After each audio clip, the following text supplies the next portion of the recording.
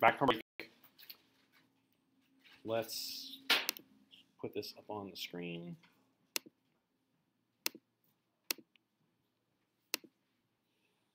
Cool. So this is what we're going to build. That's what we're going to build today. So this is our design essentially. Here is how we're going to do this. I am going to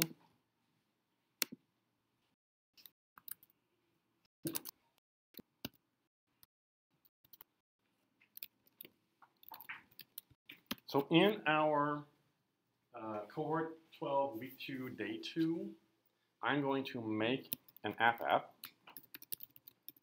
beta scoreboard. So I don't want you all to do this. I'm going to do it. And I'm going to push this code to our shared repository. One of you is going to volunteer to be the coder, and you're going to send your screen to me. And then we're going to project your editor and everything up here. And that person is going to drive for a while. And then we get a few things, then we're going to try it out. The person is going to take that code to GitHub. Then the next driver is going to pull down the code to GitHub. And then that person is going to drive for a while. And we'll probably do maybe 2 or 3 drivers this morning. Eventually, you know, over the course of a couple of these, I want everybody to have a chance to drive. I think it's a good exercise to do so. Well, everybody else is kind of being the contributors.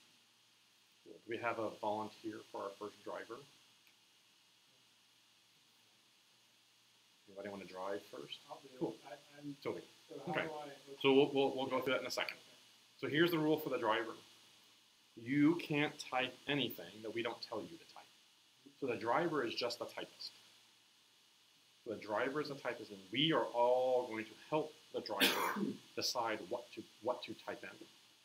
Right, we're not going to tell Toby letter by letter, but we'll say, hey, let's add a div, let's add a class, let's go over to the JavaScript and do this, let's add this to the CSS. Toby's responsibility is to listen to what we're doing and put that into the code. So let me add Scoreboard.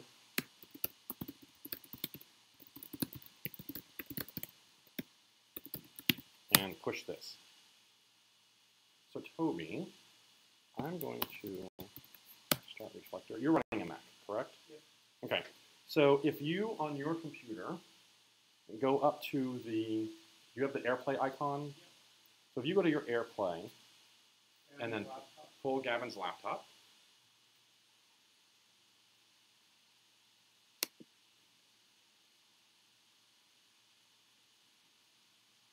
Why do I have a black screen? Is this what's on your desktop right now? No. There we go. So the next thing I want you to do is go up to your AirPlay and choose, click on that and say mirror your built-in display. Yeah, that one. There we go. Just makes it a little bit looking at Toby's laptop. So Toby, why don't you go to your terminal and go stop your counts, and now go to the directory where you cloned, if you cloned the cohort repository. So it's probably in SDG cohort dash. Okay, so go into your SDG folder. So cd space tilde SDG, tilde slash SDG. Clone the cohort repository. Hub space clone. And we're going to give it the username and the repository after a space. Space Suncoast-devs, that's the user, dash devs, dash.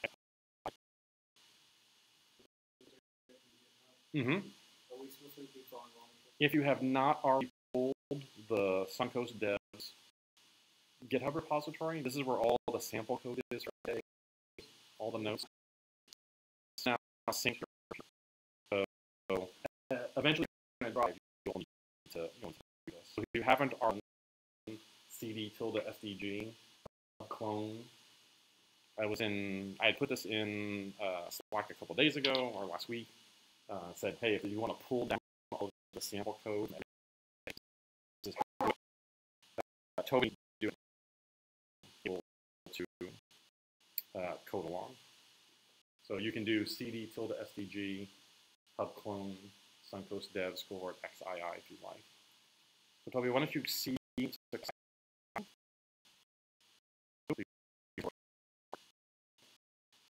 so down for yep.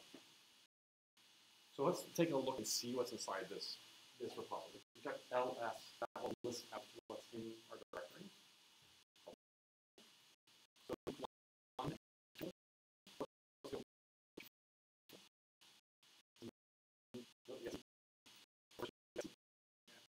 yep. So everything is command and then the options. C change directory, delete 2. Now that's ls what's here.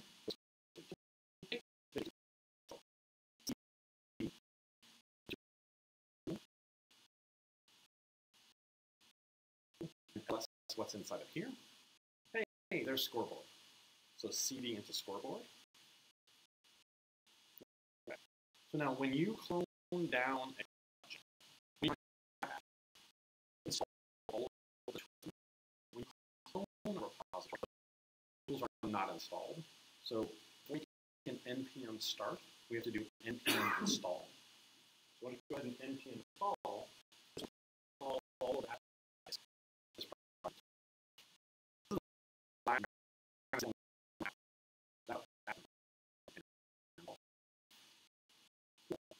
Now that we've npm installed, we do code dot.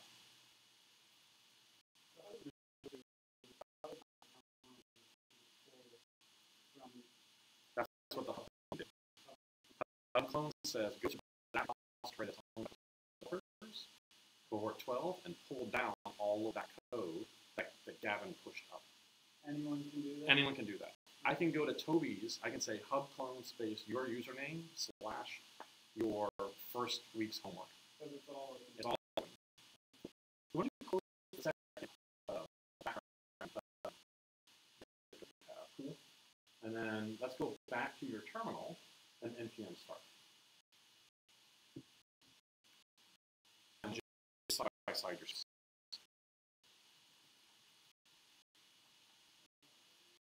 So let's click that once.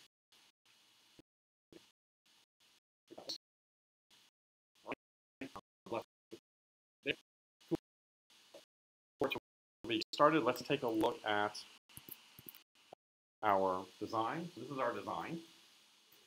So here's the approach to working on stuff like this. What we want to do is just start putting these elements on the page with no regard to their layout initially. We just want to put all of the elements on the page kind of in the order that they appear with some general view of like their layout. So we're not going to start putting flex boxes and all that on the page so far. We're just trying to get the elements on the page. And then we're going to arrange them such that we can start to style them a little bit just to get this layout. So generally we start at the top and work our way down. So what's the very first element that's on this page from the top down? Somebody other than Toby. Toby, you are only the typist. You can't answer any questions or write any code. You are locked into just being a typist right now. So somebody other than Toby. So what's the very first thing on this page, starting at the top, working your way down? It's the very first element. What's it say? It's the biggest thing on the page. My scoreboard. Cool. My scoreboard is going to be the very first thing. What kind of element do we think that might be? H1. An H1. So Toby, let's get an H1 on the page at the very top. That says my scoreboard. Hey, we already have a H1. Now let's just change that hello world to say my scoreboard. Cool. Let's save that. Cool. What is the next element on the page? Team 1? Yeah. So let's put team 1 on the page. What do we think that Yeah, let's just make that a p tag. Let's get a p tag below the h1 that says team1. Cool. What's the next element? Yeah, potentially the team2. Here's the trick. What if I covered up this half of the page? You see the similarity between these two sections? They're kind of the same thing. So when we have kind of the same thing, let's just drill down on this side. And then let's drill down on this side. Because these things kind of go together. Let's just build all of this, the team1 side, and then come back and build all of the team2 side. So we're not yet like grouping things, but we're trying to visually lay them out as they go together. So what would be the next thing if we're going to do that then? Yeah, the 10. So let's put a, what's going on here? How come we didn't go back over to your screen? What's going on? Did we lose you? I don't think so. I don't have you. Wait. Yeah. So, yeah, share again. Yeah, that shouldn't bother it. So the next thing really is the score, the 10. So what does that kind of seem like? It wouldn't be an H1 because the H, so the idea of the H's should be the most important thing on the page. The main heading should be an H1. The second most important thing should be an H2 and on our way down. I think if we did anything as a header, it would have been the team1. Because my scoreboard is like the main, hey, this is my scoreboard. And then the second subheading could be team1. So if we want to use an H, my suggestion is let's change the team1 to an H2, then use a P for the score. So we change that to an H2. And then let's put the score 10 inside of a P tag. Just 10. Yeah. Cool. So let me make this a little bit bigger. What's the next thing that we see going through just this left side? Update team1 name. So what does that kind of feel like? Yeah. So here's the thing. Yeah, it kind of feels like a P. Well, what does this update team1 name kind of go with? Yeah, it goes with this little square here. This is an input field. This is the label for that input field. So this is going to be a label tag. So Toby, let's add a label tag that says update team1 name. And then after that, let's put the input field. So it's going to be an input tag. Input. And then, yeah, so see how I didn't autocomplete it? It's because input's a self-closing tag. So inside of that, and put a slash right there. Now before the slash, let's give this an attribute. So a space and an attribute, and tell about what kind of field this is. So the type attribute is going to be equal to, quote, text. So here we're saying we're going to have an equal, so the user can type something. We're telling it that the type is text. Let's see what that looks like. Did we get an input field? Go ahead and save that. Aha! Very faintly, we can see that there's a little input field there. I am. So here's our label. Our input. You see the label field is next to. We didn't have to do anything with that to get that to be next to each other. What do we have next? The update button. So let's put a button right after our input. Let's put a button as the next tag after input. So update. Yeah, that's update. Cool. Save that. And there's our button. What's the next thing that we have? Yeah. We have another what? What are we probably gonna make this? Another label. So let's make another label that says update team1 score.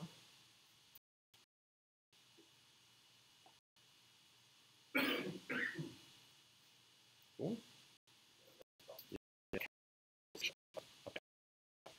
That's okay. I always type udpate, UDPH. I type udpate. Okay, then what's after that is going to be a button that says add one, subtract one. So let's add those two buttons. Yep, above the script. So let's add another button that says add one,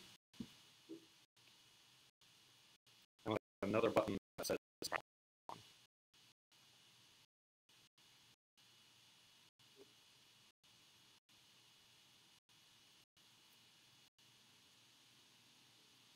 Cool. So let's see what that looks like. So we don't quite have the same here. These two are on separate lines, this and here. So to me, this kind of looks like a list of fields. So let's wrap this label to this button. Let's wrap all this in the UL. So after the P, before the label, let's make a UL tag for this.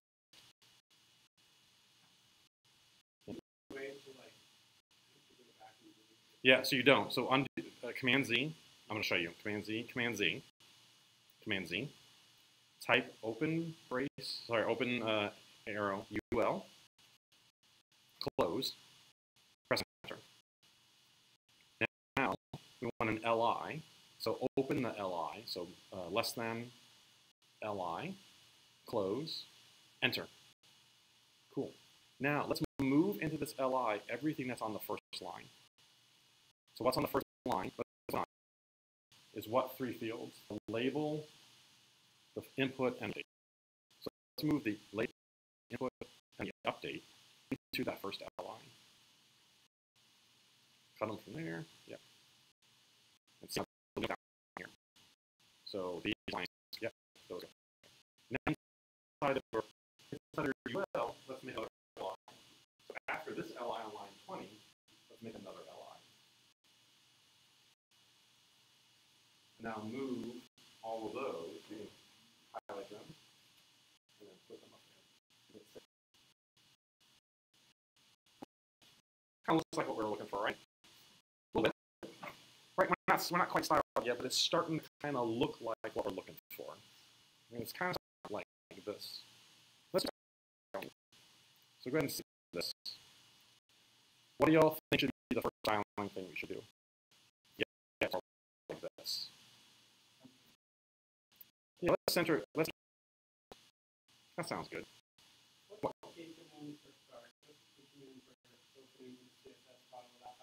Command P. Command P will bring up the file searcher, and you can type part of the file name.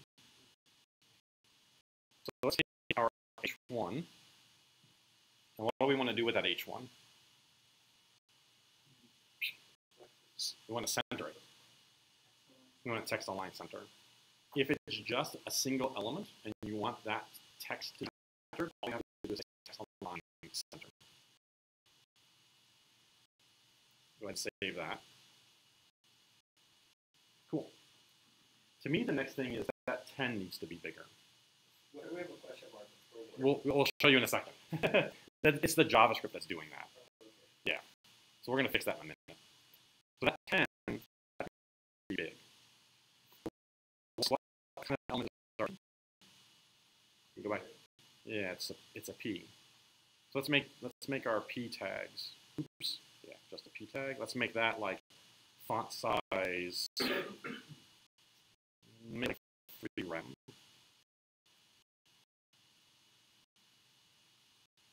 Okay, cool. Let's get rid of the bullets on our lists. So let's make a UL. And then what's the style to get rid of the bullets? Yeah, list style. Yeah, that's what list style. List style. List style is going to be none. I think it's just list styles. Yep, there it is. Yeah. Style none. Okay. That's maybe enough for now. That's maybe enough for now. Let's take a look at what we've got here. So we've got team 1. Let's take all of team 1. So from that H2 all the way to the UL. duplicate it for team 2.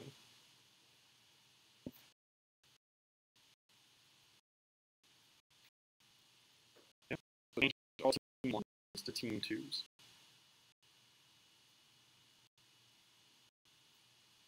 Cool. Let's save that.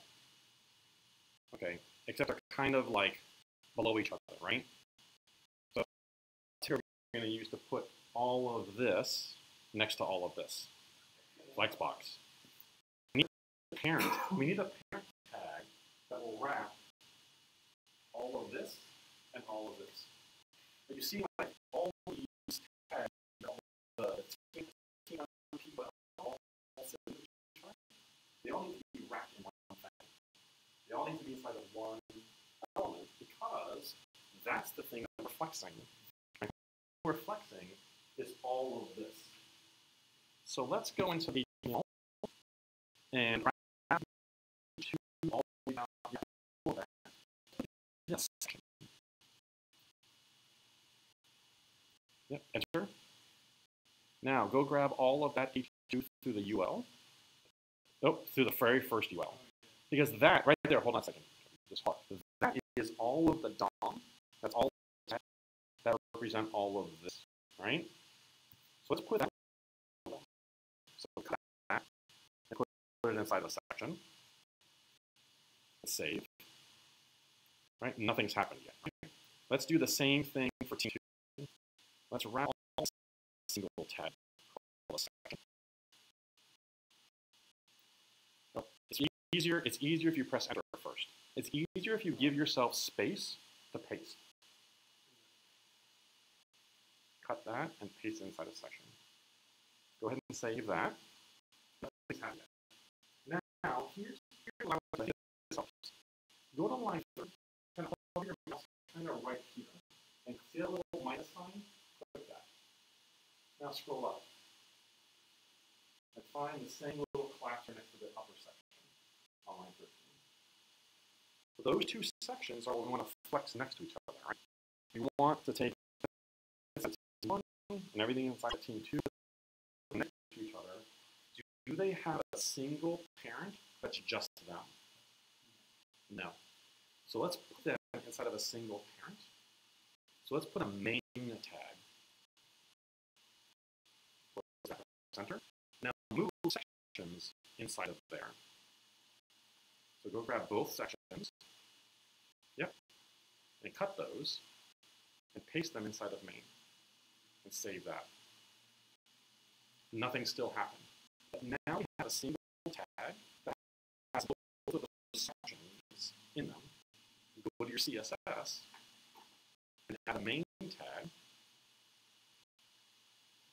And what do we want to do to the main tag? Display flex.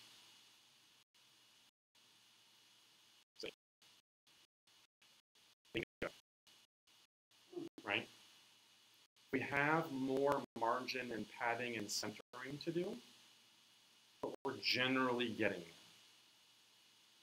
This flow is really kind of the flow you want to be in when you're working with things. It will be the case of generally trying to put all the elements and all the content on the page first in very high level. I put all of these team 1 through subtract 1 on the page first because in my mind I saw them as related. And then I put team 2 all the way through subtract 1 on the page together.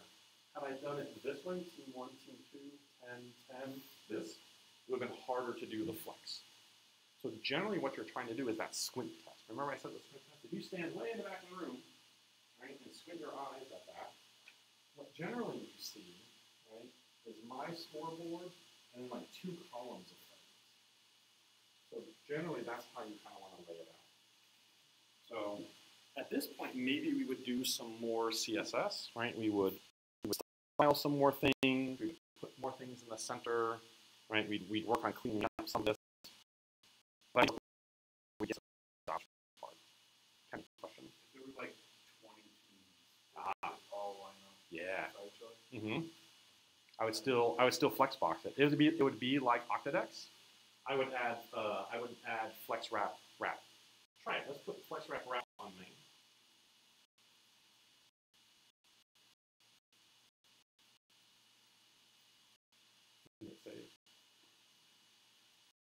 make the screen wider. Right? Kind of like copycats. Right? So now if you're on mobile, you're on desktop, here's another general thing. We try and keep our CSS kind of in the same order that the DOM is in. So I would move this main below H1. Because in your HTML, that's kind of where that tag is. It's not a rule, it doesn't really matter to a large extent, but it's an organizational thing, that's probably what we do. And you'll find different teams have different ways of organizing.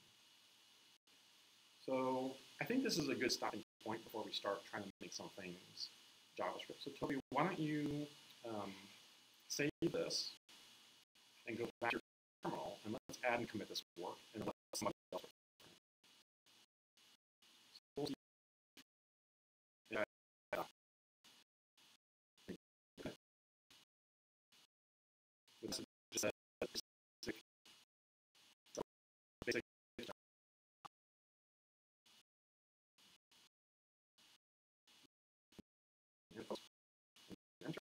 And then git push.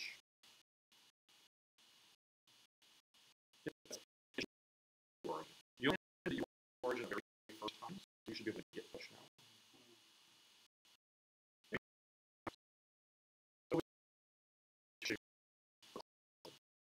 Please push this code up.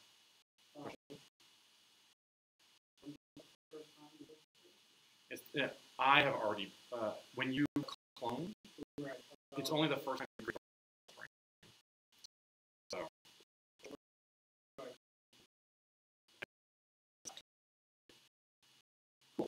You end your screen share with me.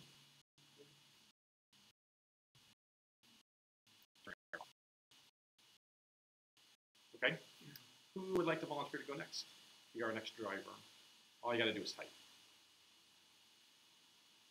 Nobody? That's okay. No, that's okay. Right. Notice it does not matter.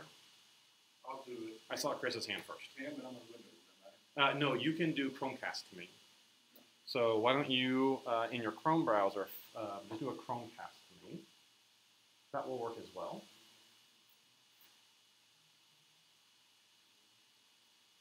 So if you went to Chromecast, have you done Chromecast before? I have. Yeah, in your Chrome, you can Chromecast to me. You should see my computer. In addition to these two Chromecasts, I should appear as well.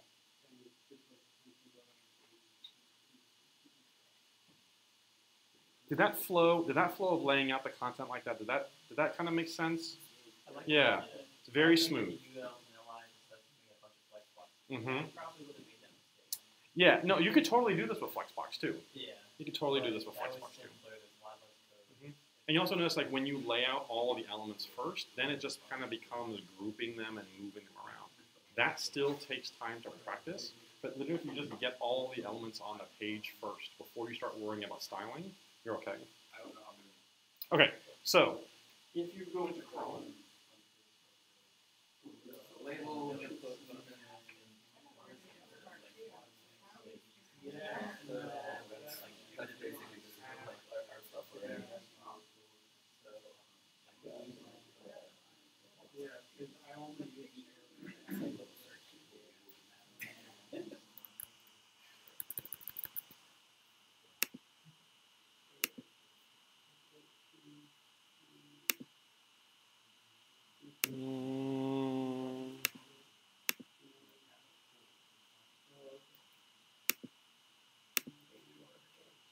Do you not see my computer show up in that list?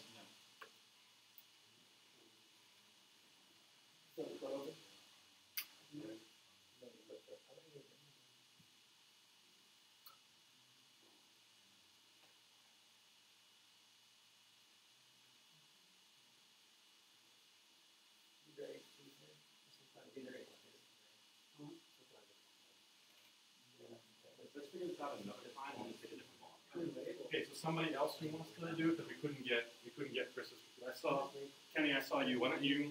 But you may have the same problem. Someone with a Mac who wants to go next. So we'll figure out the PC Chromecast thing next. Cool. Shay, you want to go? You raised your hand. Haha. Yeah. What's the difference between using like a label and a p-tag? We'll show you in a second. That's a really good question. So Shay, why don't you drive next, and then we'll answer this question. I don't know how to. Okay. So do you see this icon at the top of your screen, this little computer projector? Yes. Okay. So click that. That's okay. And then when you click that, you should see Gavin's laptop appear. We'll figure out the Chromecast on the break. Cool. And now, go to the icon here and say mirror my built-in display. So, terminal.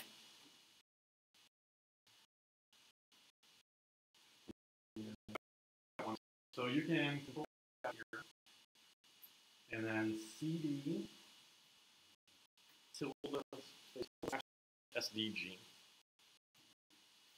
and do an LS. Let's see if you have Cohort XII. You do. So CD, perfect. So CD into Cohort XII, space, yeah, Cohort, so it's Cohort XII. Now, Shay already has the right? We just pushed code. Shay now needs to pull code. So he's going to run git pull. And that's going to pull up GIT. Oh, yeah, sorry. That's okay. GIT. Git pull. And that's going to pull down the work that we did. So it'll be push code. Just pull code. This is the team flow. This is what's going to happen when you're working on a team. Some form of this, right? Toby's working in his desk, right? Hey Shay, I got the HTML done. I'm going to push it. Cool. Shay's like, all right, I'm going to go work on the job. Right. The code. What's that? Yeah, you see it pulled down the index and the screen. Right? It pulled down all of that code. Yeah. So now you can CD into week 2.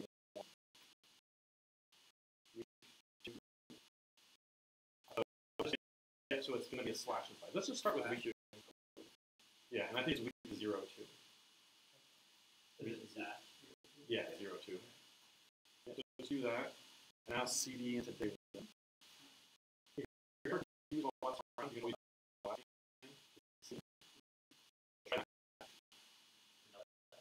Yeah, let's try this. Oh, we guessed wrong. So do an LS to see what the files are around. It's day -2 without a 0. Day 2. Do an LS and around here. So, see the scoreboard directly. List. Yep. So now, this is the first time you may be running this npm install. Before you start, you have to npm install. Because Shay didn't create the app, I did. When he pulls the code, he needs to run npm install. Once he's done that, then he can npm. He can code dot and npm start.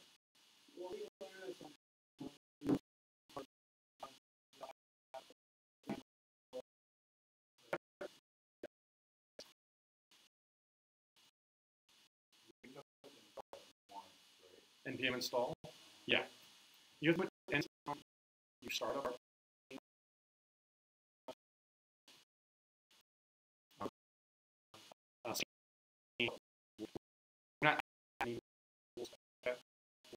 We have to add some new tool. You have to install the next time. Awesome. Let's talk about why we made this a label instead of a tag. Go to the index for a second. Let's find that label. Here it is. It's up. Can you hit Command B so we can get more space on our screen? Hold down the Command key and tap B. There we go. So you all can probably barely see on this projector. There's a thin box around this into a few. Click on update T1 in your browser. In your browser over here, click on the word update T1. Did anything happen? No. Right? nothing happens. What I'd like you to do is on this input field here on 20, on the input field, next to before type, put name equals, instead of quotes, team -1 -name. And on the label field, I would like to put an attribute there, space 4 equals the word FOR, FOR. No, no U. Like, this is for you, without a U. Yeah, FOR equals, quotes, same thing, team1 name. Hit save. So notice how we've given this input field a name, and we've told this label, you're the label for this field. Now click on that.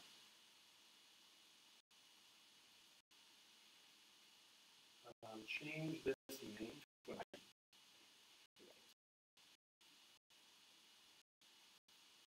Yeah, ID. Click on team1. Yeah, it's an ID. Click on the team1. There we go. See what happens? We've now associated that label and that input field.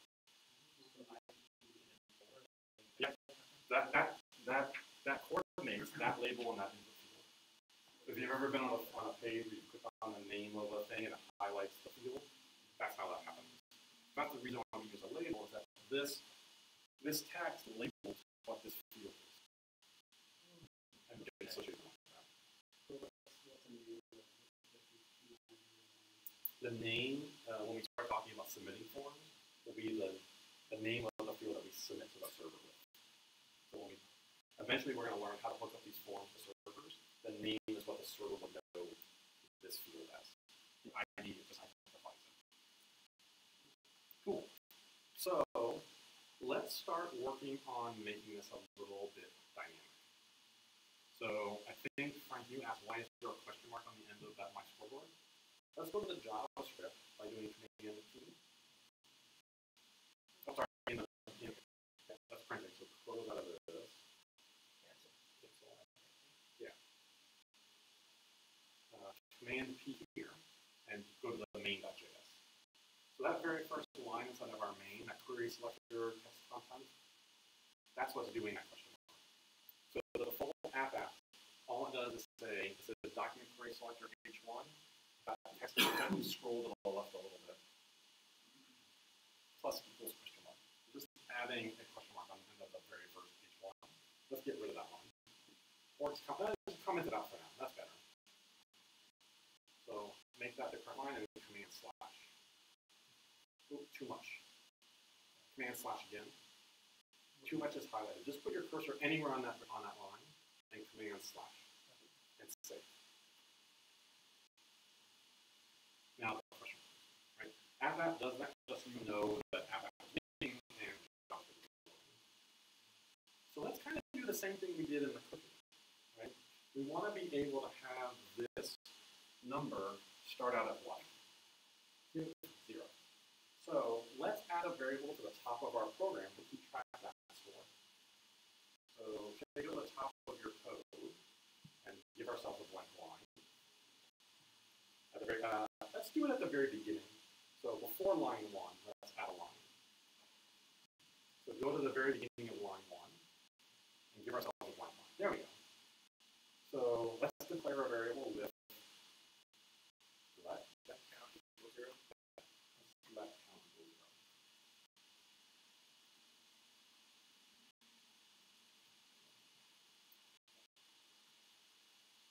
Awesome.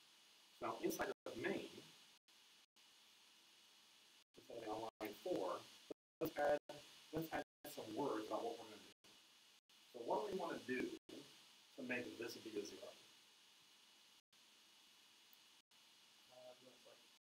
Yeah, we want to find the p tag. Let's just write ourselves some notes. Find the p tags.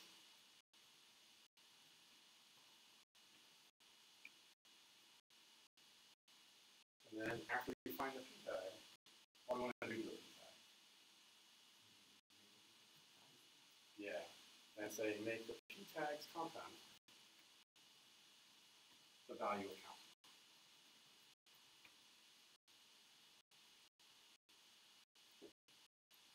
So let's write the code to find a p tag. So below line 4, what's the tool we use for finding elements on the page?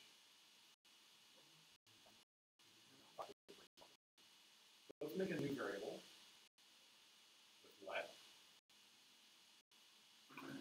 I'm going to call the variable, well, we don't want to call it count. We already have a count. What is it we're finding? So we call it p tag. What would you call it? We call it the p tag for the count.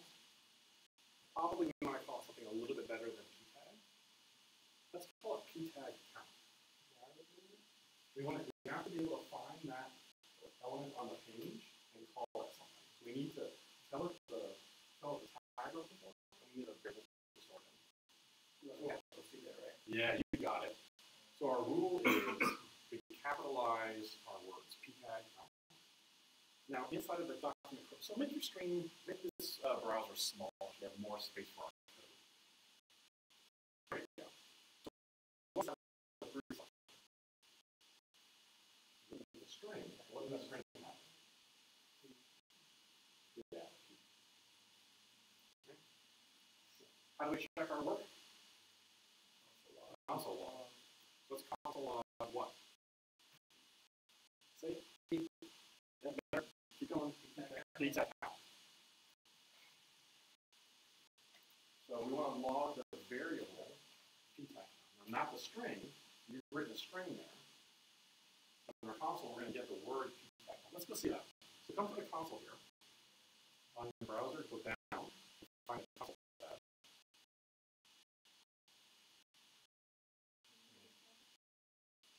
Yeah. So the p tag has to be capitalized. You got it. P tag count. So if we save this, see, yep. Now hover that key over here. Hover over it. Yep. Is that what we were looking for? Yeah, that's certainly what we were looking for. That's how we check. Good question. I have a get local host there. We'll come and look at it in a little bit. Make progress here. So what's the next thing you want to do? After making the p tag set the value of count. So what do we do here? We have the p tag count variable. Yeah, we want to set that to the value of the count. So p tag count is a variable. P tag count is our variable. P tag count is our variable. And what about the p tag count we want to change? Yeah, so we'll make equal to count. But what part of the p tag count? We want to change the text content. So dot text content. What? The value of. Let's save that. Hey, that changed to 0. Scroll down over here to see what Team 2 is doing. In your browser, scroll down a little bit. That's still a 10. Right, we're going to come back and look on that one. Right, we're only dealing with this Team 1 so far. Let's work on adding 1 to the count. So get rid of line 11. That's the jump. That's the one from app. We don't need that comment at line 11. You can do Shift Option right. Shift Command right. There. There's also a shortcut that deletes the entire line. So what's the next thing we want to do? Is we want to be able to click on the Add button and increment this count. So let's write down in English. Give us a, yeah, there we go. A couple blank lines. A couple blank lines is good. Delete all that. Delete what you just did. Give yourself a couple of blank lines, like a new paragraph in coding. Right? When you write in English and give yourself paragraphs, same idea in coding. Once you have one idea done, you want to give yourself a couple of blank lines and start a new paragraph. There we go. What's the next thing we want to do? We want to be able to click on this add one button and change this count. We gotta find the button. Yeah. We have to find the add button for team one. So let's write the instructions first, and then we'll figure them out. Write down the paragraph of instructions that we want to do, and then come back and write the code. So the paragraph of instructions is first find the add button for team one.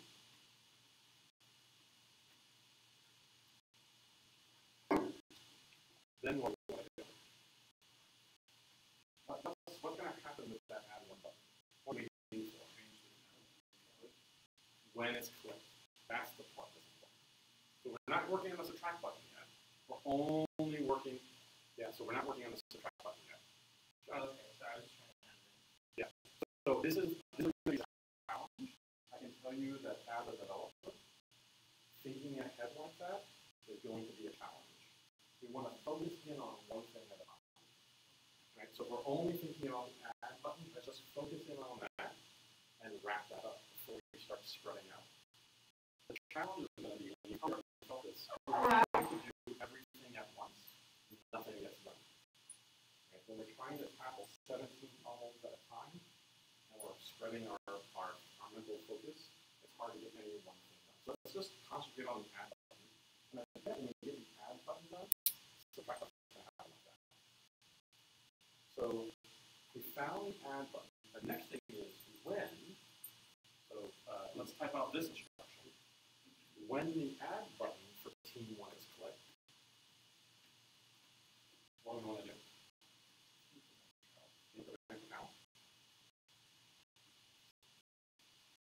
Update.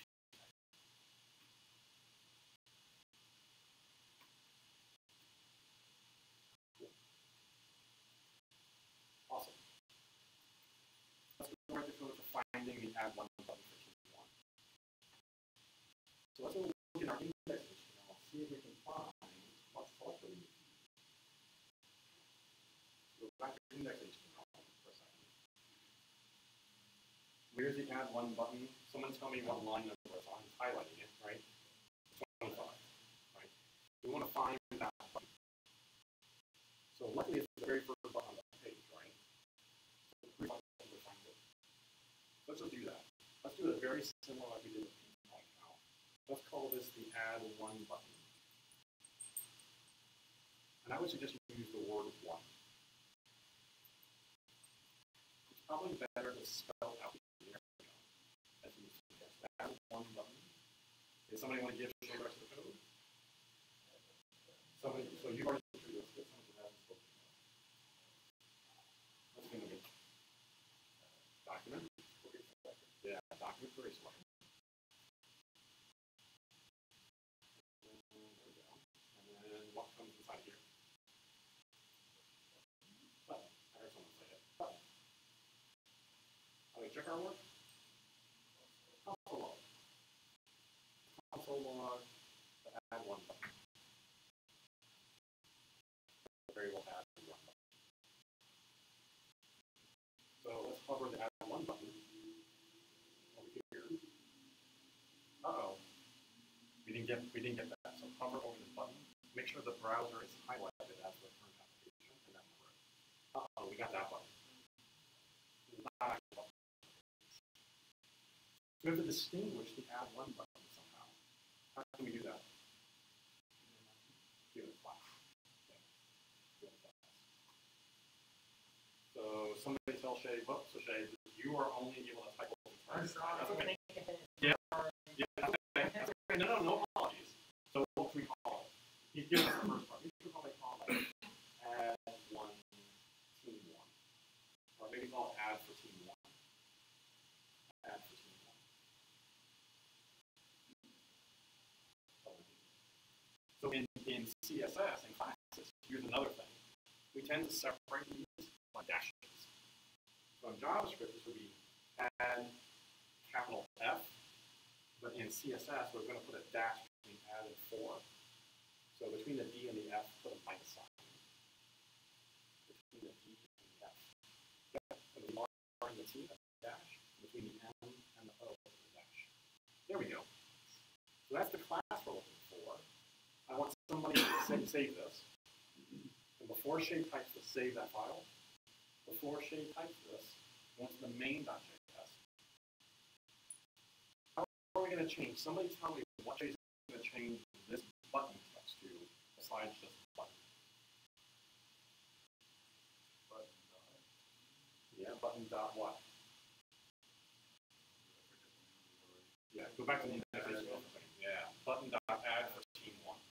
There we go. Right.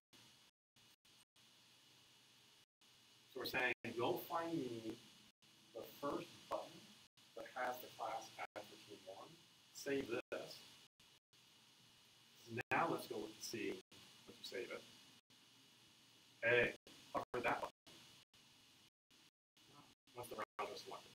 Yeah, we found the right button. So we have more than one element on the page. Right? We've been doing simple things so far. One P tag, one button. When we have more than one button on the page, sometimes we have to add classes just to identify them for JavaScript. We've been adding classes so far just for styling. Sometimes you add classes just to distinguish an element so you can find it uniquely inside of JavaScript. Cool. Let's do the last part under 14. So somebody other than Shay. What tool are we going to use? Add event.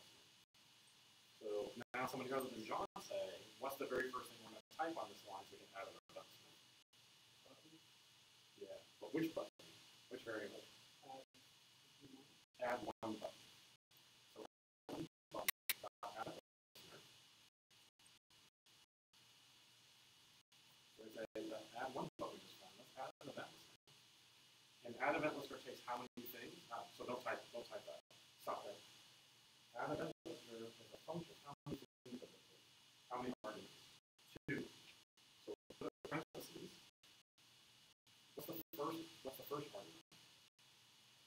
Right? Yeah, the name of the event. Instead of a string. What's the second that it takes? The function. We haven't made the function. Let's name the function first. So what is this function supposed to do? Add 1 point for team 1. Let's call that function that. So let's call this function add, little a, b, add 1 point. I don't know. Point for team 1. For oops, give it to you. Team 11. Cool. Save that. And even our browser is telling us, hey, we don't have that function yet. Add 1 point for team 1 is not defined. Okay? Even code is telling us that. So up above main, so before main on line 2, let's define that function. So somebody help out Shay and tell us what that function is going to be. Here's the left part. Let's set that back. So here's a little space. Make it a new paragraph. Give it that left. So before you type the left, undo. Yeah, there we go. So after the let, what's the name of the function? Add 1 to 1. Add 1 equal to, what's the rest of the function syntax? What should we type next? Yeah, open and close parentheses. Then comes, outside of the parentheses, comes what? An arrow. So the arrow is equal to greater than.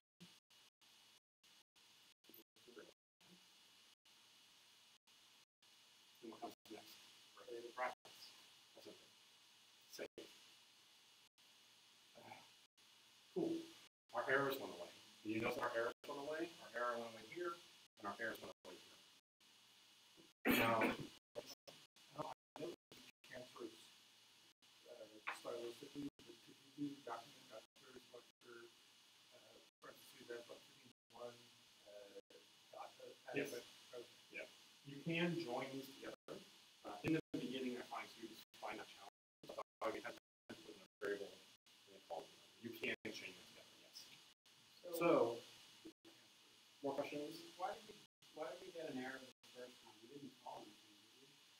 asked the browser to connect click on add one button to this function, but that function didn't exist. We were asking, hey, I'm telling you this function. Don't call it yet. I'm telling you this. Oh, Right? So because you're saying listen for it. we're saying listen for it, Right. and we told the browser, hey, when this button's clicked, this is the function to call, but that function didn't exist yet. So we have to tell it both things. So here's a point. Yeah. We connected a click on the add one button, but how do we know if it's going to work? Console log. So go inside the braces there, press enter, and say console.log, open close parentheses, string inside. No, literally. Yeah. Hooray! It's hooray! Hooray, we clicked. Change the word string to hooray, we clicked. Right, I want to see if it clicked up here. Save that. I'll click on the add one button in our browser. That's good. I'm not good at spelling. Hooray, H-O-O. Hooray? H-U-R. Oh, yeah, hooray. Hooray, hooray. Hooray. Hooray, H-U-R. There we go. Anything that's unique enough that we'll find it, right? Whatever string you want, that's like, you know that that's the only place that string is going to exist. Click on the add one button and see if we get a console message. We're checking our work. Right. Keep clicking on it a bunch of times. Notice that every time we console log, if it's the same as the last message, we just get a little counter here. Right? So we know that every time we're clicking, that button is changing. Let's have that button update, and then we're going to launch. So let's write the rest of the there. What's the first thing you want to do? Increment the count. So somebody tell Shay how to increment count.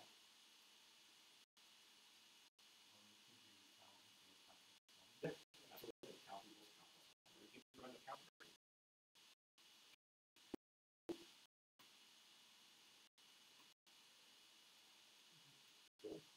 And then, what do we want to do? We want to update the text. Right? We want to update what's inside the p tag. In order to do that, what do we have to do first before we update the p tag? We have to find it. We already have that code, right? You should copy that code from. Yeah. Yeah. Basically, lines 11 through 15. Right? We copy that code and put it up there.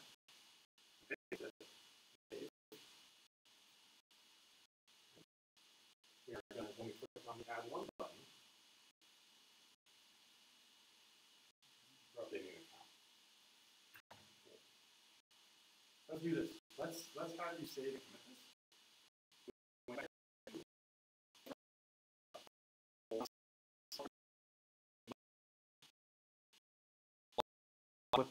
Over to the subtract button for team 2, and then we'll come back and we'll finish up the updating team names.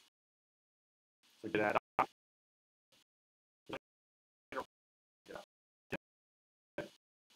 What did we finish? Yeah, what's working? Oh, you're missing the -m, by the way.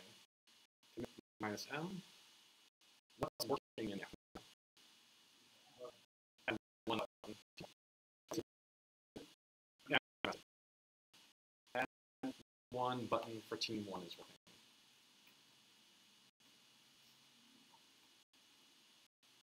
Close the string and push.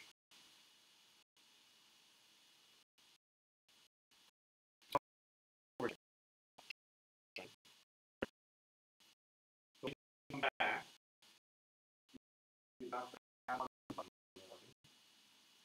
We're going to come back and make subtract 1 more. When we get those two working, scroll down. We get these two working. Kind of follow the thread of common functions. Because once we figured out add 1 for team 1, add 1 for team 2, similar, right? They kind of do the same thing. Or subtract, once we make our lives easier, we want to keep flowing the same way. Right? We made adding working, let's make subtracting working. Or let's make add for team 2 working. Right? Once we've got adding working, subtracting is pretty much like adding. This input field. So this is kind of the flow that we're going to do for all these assignments. We're going to take the design, which in this case was given to you, just lay out all the tags.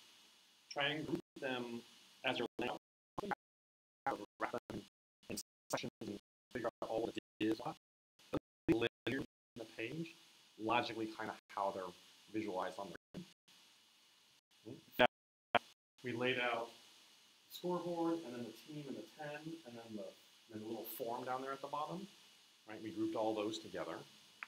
Then we replicated that for team 2, and at that point we were able to flexbox them next to each other, and we pretty much have the design done. Then we're going to go work on the JavaScript for a while. Then maybe we come back and work on the CSS, right? So if you're the kind of person like, CSS just really frustrates me, right? Maybe just lay out the things vertically, right? And work on the JavaScript for a while. Come back and work on the CSS later. That's what Cohort 11 is doing now in their projects. They've got some of their layout, some of their CSS done. They're working on functionality, right? When they're like, this functionality is frustrating me, I can't get this thing to do what I want, they'll come back and work on CSS. They'll work on CSS for a little bit, then they'll come back and work on functionality. Right? So this lets you kind of flow between the two nicely. So if like, hey, I like JavaScript better than CSS, I'll balance more that way, but not leaving the CSS behind. Right? The other way, if the CSS is better for you than the JavaScript, right? You can like, I don't know what's going on with the JavaScript, I'm gonna come back and work on the CSS. Right? So layout some, CSS some, JavaScript some, back and forth. Okay, we'll break, we'll come back at 2 and we'll kind of finish up the scoreboard, and then we'll talk about what the homework is gonna be for tonight through due on Thursday. Any questions before we wrap this up? No. Does this flow seem to be kind of make sense? Yeah, right. I know it's going to be the case of like, oh yeah, it's kind of makes sense. It's cool, and then you're going to go do it on your own, and you're going to like run into the buzzsaw, right? But if you keep to this flow, right, we're going to run into fewer buzzsaws. Right? This is the best flow for avoiding like the WTF scenario, right? Like where should I even start? When we talk about like that blank page, how do we get started? Where do we go? Right? By laying it out this way, at least we have some content on the page that we can start to style, or some content on the page we can start hooking up to JavaScript events. Right? What we're looking for is what's the thread that we pull on, so we can start making some forward progress. Right? Hopefully this approach will help you as you're working through assignments. Any other questions before we break? Toby? For label and input, if you haven't put the tags on the functionality aside. The attributes, the for and the ID. Right, if we haven't put those attributes on it, there's no way for label and input to know they're associated. Correct. Yeah. They don't just associate that the next input after a label automatically associates. You have to tell them. Because this label could be here and the button could be over there for some reason. So the only way the browser knows, hey, this label and this input are connected is by the for and the ID. You don't have to put them in there. What you don't get then is the ability to click on that field and have that input light up. That's what you get by putting for and ID. Cool. All right, let's take a break. It's lunchtime, and we will get back together at 2.